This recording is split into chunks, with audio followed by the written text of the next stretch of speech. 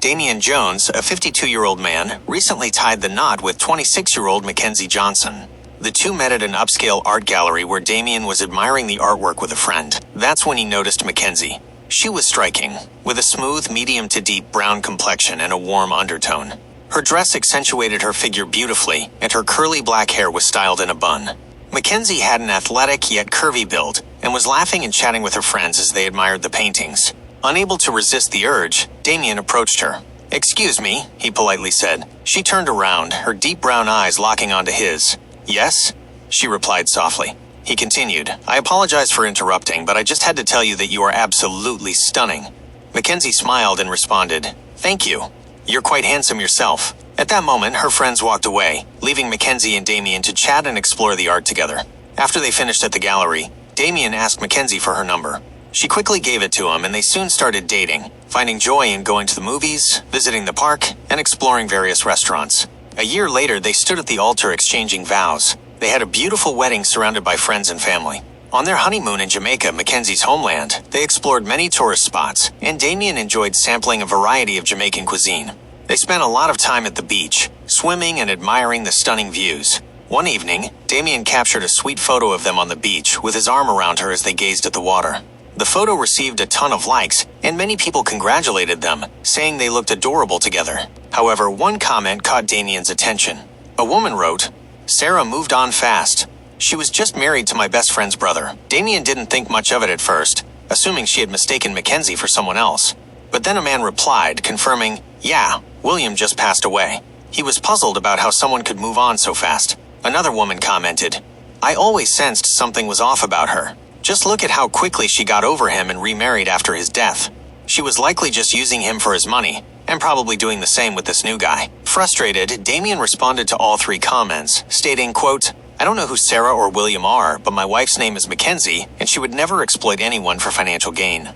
The first woman then slid into his DMs, sending him 3 photos. The first showed Mackenzie and William at their wedding, hands intertwined.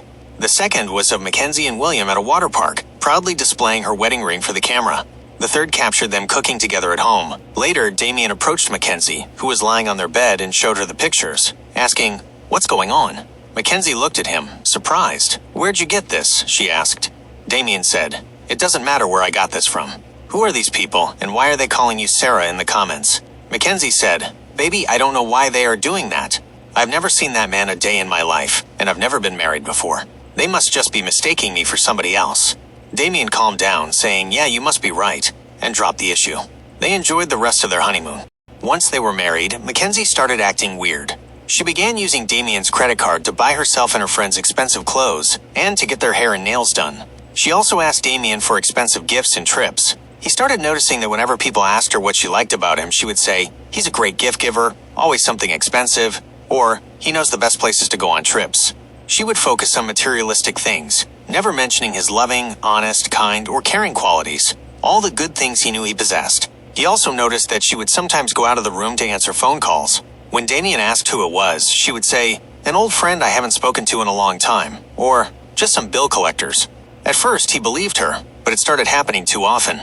She would get calls all throughout the morning, afternoon, and sometimes even late at night while they were sleeping. One afternoon, while they were watching TV, she got a call. She asked him to pause the movie and rushed into the bathroom. Damian paused the movie and walked to the bathroom door, putting his ear against it. At first, he could only hear murmurs and couldn't understand what they were saying. Then he caught Mackenzie saying, "I promise, baby, this is the last guy. After this, we will have enough money to move far away and start a new life, just you and me." Damian leaned closer to the door and then heard a male voice saying, "It better be. I can't keep covering up these murders." He then heard Mackenzie say, I know, but I promise this is the last one." Damian just stood there, his mind racing.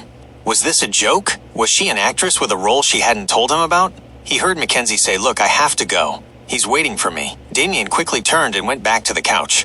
A minute later, Mackenzie walked back into the room, sat down, and cuddled up next to him. "Okay, I'm ready," she said. Damian grabbed the remote and started the movie.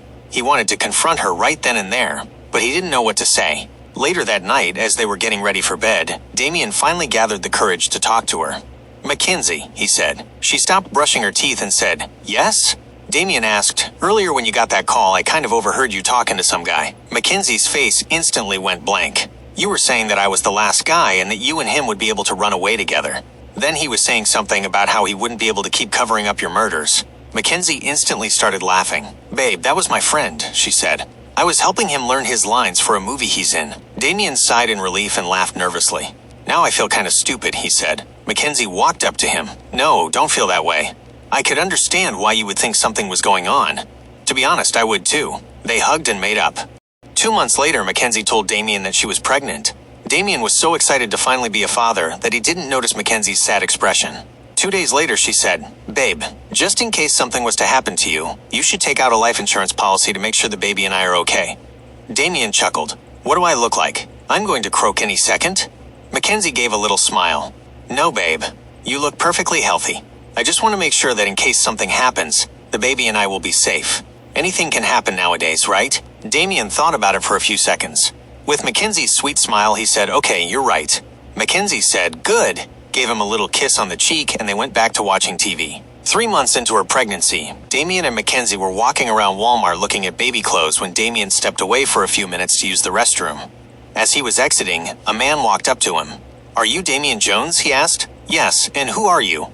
Damien replied, "You wouldn't know me, but I'm here to warn you. That woman you're married to is potentially very dangerous. She may have murdered my cousin." Damien looked at him. "What are you talking about?" The man said, "Look, man, I know it's hard to believe, but she is not who you think she is. She's a murderer." Damien looked around. "Is this a joke?" The man grabbed Damien's arm. "Please, you have to believe me. That woman is dangerous." Damien yanked his arm away. "Get away from me." "What is wrong with you?" That's when Mackenzie walked up. "Baby, is everything okay?" she asked. When the man saw her, he tried to lunge at her, but Damien quickly stepped in front of her, grabbing the man and yelling, "What the hell is wrong with you?" The man kept yelling, "She's not who you think she is. She's not who you think she is." Mackenzie yelled, "Who are you?" Security then ran up and dragged the man away. After he was gone, Mackenzie said, "Do you know that guy? I've never seen him before. I wonder what his deal was." He just stood there, looking at her, wondering if he really knew the woman he married. Ever since the incident at Walmart, Damien started noticing small things. Mackenzie would sometimes make small withdrawals to an anonymous account. When Damien confronted her, she would say it was for her mother or her sister. She would also make large cash withdrawals. When he asked her about it, she would say it was for spending money, adding, "You know I have expensive taste." Damien tried to believe her, convincing himself that he was just imagining things and that everyone's comments were getting to his head. But a gut feeling told him to look deeper. One night, while Damien was getting up to use the bathroom, he overheard Mackenzie talking downstairs in the kitchen. He heard a male voice say, "Wait, is it true that you're pregnant?" Mackenzie responded, "Yes, I am." The man sighed deeply. "How far along are you?" he asked. Mackenzie responded, "Almost 6 months. I'm having a little girl." The male voice said, "This wasn't part of the plan." Mackenzie said, "Yeah, I know." The male voice then said, "You should have gotten rid of it, Sophia." Damien and I sat there in shock thinking, Sophia, who is Sophia? Mackenzie said emphatically, "I'm not getting rid of my child, Darian." He replied, "You said we were going to have our first child together." Mackenzie said, "I know, and I'm sorry, but we can still make this work. We can still have children together. This baby hasn't changed anything. To be honest, this is actually a good thing." Darian asked, "How?" Mackenzie responded, "Because it's a breathing paycheck. I will get money to help take care of it until this baby is 18. As his body shifted, the floor creaked under his weight. Mackenzie downstairs instantly stopped talking. She then said to Darian, "I'm going to call you back," and Damien heard her walking toward the stairs. He quickly turned and went back into the bedroom, lying down. Mackenzie made her way upstairs slowly. He listened to her footsteps. First, she went to the bathroom, then she came out and walked into the bedroom. Mackenzie sighed in relief and whispered to herself, "Good, he's asleep." It must have just been the house settling. Then he heard something metal being placed on their table. He kept his eyes shut and felt Mackenzie slowly crawling into bed. The next morning, Damien didn't waste any time. He immediately went to the honeymoon post and found the person who had first warned him about Mackenzie. He messaged the woman, Shay, who had sent him the 3 pictures, explaining the situation and asking for more information. Shay told Damien that Mackenzie had told her cousin, William Sanchez, that her name was Sarah. According to her cousin, she did similar things to him, taking out large withdrawals and sending money to random accounts. William didn't think too much of it. She also had him take out massive life insurance policies, and then all of a sudden he passed away. "I didn't want to accuse her of anything," Shay said, "but I was definitely highly suspicious when I saw her. But now that you are telling me these things, that basically confirms my suspicions." Damien knew he had to find the man from Walmart, but he had no idea where to look. He didn't know anything about the guy, so he had no other choice but to go back to Walmart. He went for 3 days until he spotted the guy. He struck up a conversation with him and told him that he was right, that Mackenzie was not who he thought she was. The man said, "I knew you would come around," and introduced himself as James. They walked out of Walmart and got into Damien's car. "So what made you seek me out?" James asked. Damien said, "I overheard a conversation between Mackenzie and some guy named Darian. They were talking about how she was pregnant, and he was upset, saying they were supposed to have their first child together. Mackenzie apologized and said it wasn't part of the plan, but they could use the baby to get more money." James didn't say anything. He just stared at the dashboard for a few seconds. Has she been making strange payments to an anonymous account? Has she been making weird money withdrawals? He asked. Damien, surprised, said, "Yeah, how did you know?" "Because that's the same thing she did to my cousin," James said. Damien sat there thinking for a few minutes. He then asked James if they could meet up around 6. James agreed, then he got out of the car and walked back into Walmart. Damien called Shay and asked her the same thing. She also agreed, and at 6, they all met up. Damien introduced James and Shay to each other and told them that he wanted to start looking online to see how many more people may have been affected by Mackenzie, Sarah, Sophia, whatever her name was, and this Darian guy. James asked, "How are we supposed to do that?" Damien said, "Go on true crime forums and look at how many rich older men died in mysterious ways." They sat there for an hour discussing the plan. Damien, Shay, and James posted pictures of Mackenzie on a bunch of online true crime forums to see if anyone recognized her. For 2 months, they got no word. They were about to give up when one evening, while Damien was on his computer and Mackenzie was downstairs cooking dinner, a message popped up on his screen. It was from an older woman who said that girl was married to her sister about 2 years ago. She told us her name was Maya. The woman said the girl was very materialistic, constantly buying things and giving money to some random account. She had convinced her sister to make her the primary financial beneficiary. After a year of them being married, her sister and her niece died under mysterious circumstances. My sister suffered from heart problems, but she was getting better, and her daughter also had heart problems but was also doing better, so there was no way they could have just died like that, she wrote. Damien then said, "Are you sure this was the same person?" She responded in under a minute, "I'm positive," and sent him a picture of Mackenzie and an older woman, both in wedding dresses holding up their ring fingers.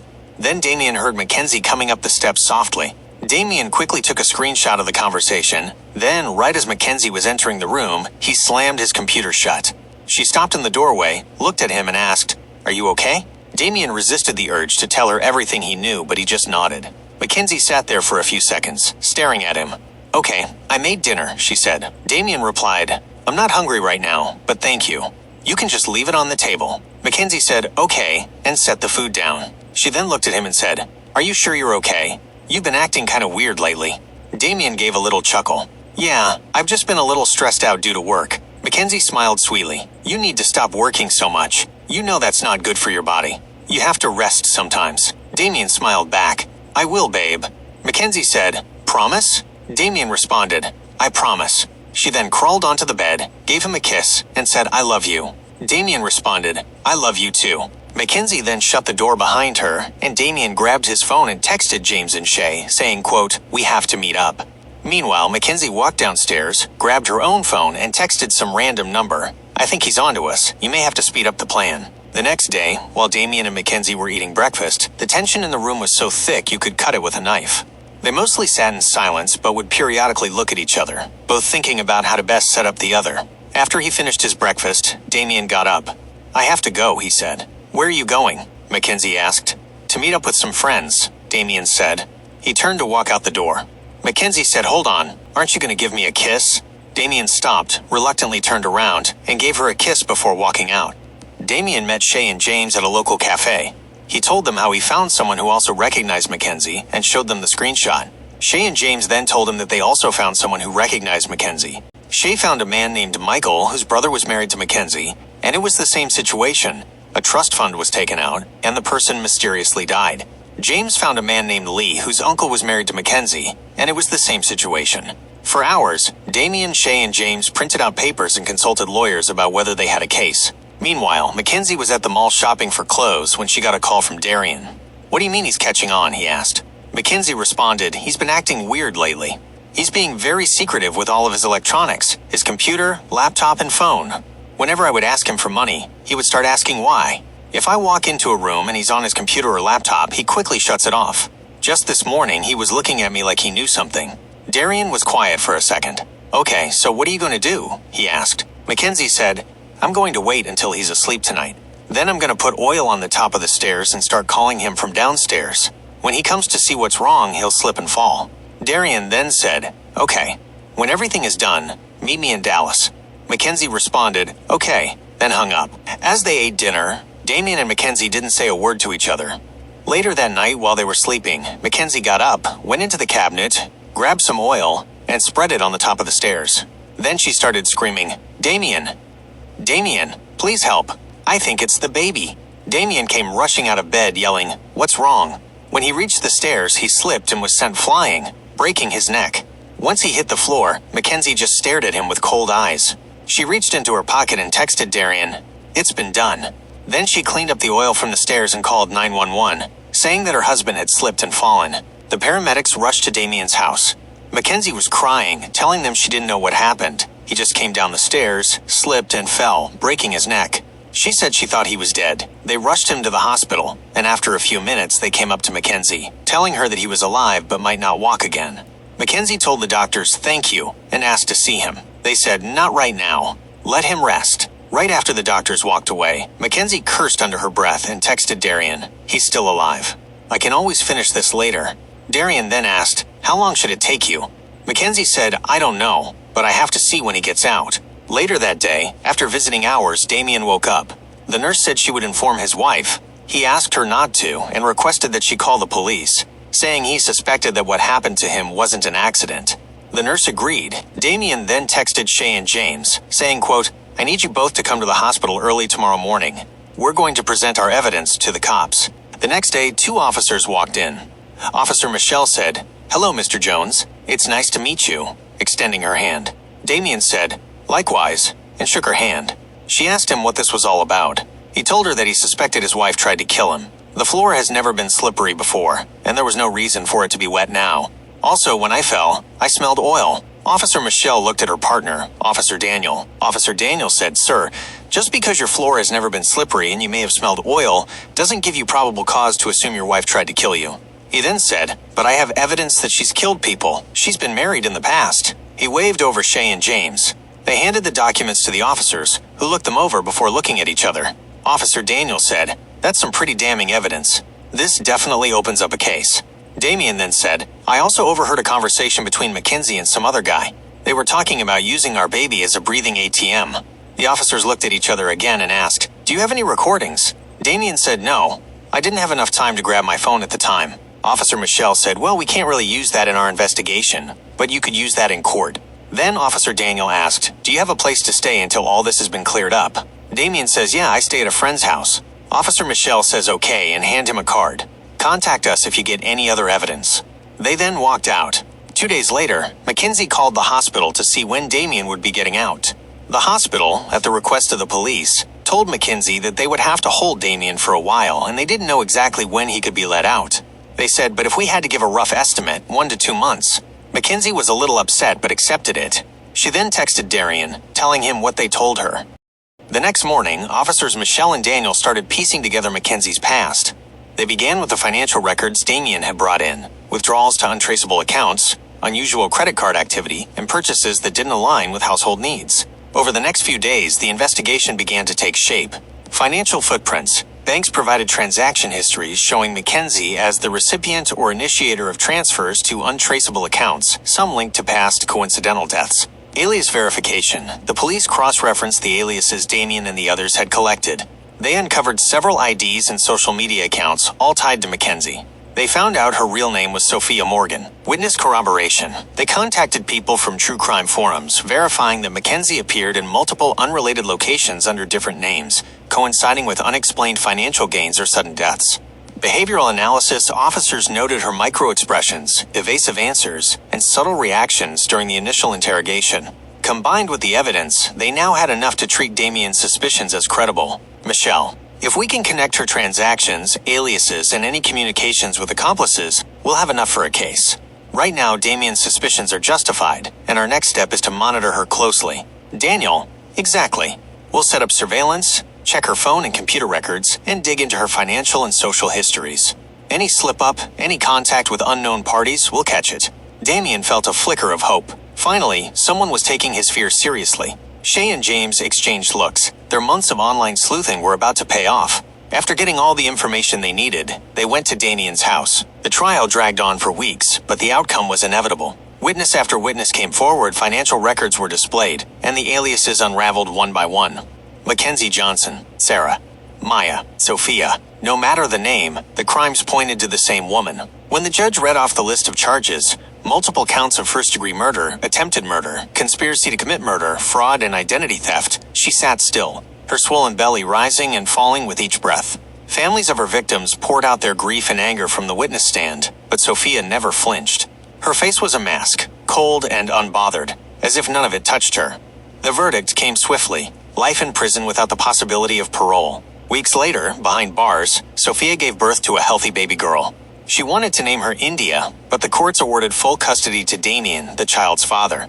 Sophia's say no longer mattered. Damien looked down at his daughter for the first time and whispered the name that came to him instantly: Justice. Darian was never found. Police believed he fled the state once he realized the case against Sophia was airtight. His shadow lingered in Damien's mind, but the hunt for him went cold. Damien sold the house that was once filled with lies and blood-stained memories. With the settlement from Sophia's frozen accounts and his own fortune, he moved into a new home overlooking the ocean, open, bright, and alive with possibility. One evening, as the sun dipped low and painted the sky gold, Damien sat on the deck rocking Justice in his arms. The waves whispered against the shore, steady and calm, and for the first time in what felt like forever, Damien felt peace. He looked down at his daughter's tiny sleeping face, kissed her cheek, and whispered, "Everything's okay now." And with that, the chapter of Sophia was finally closed.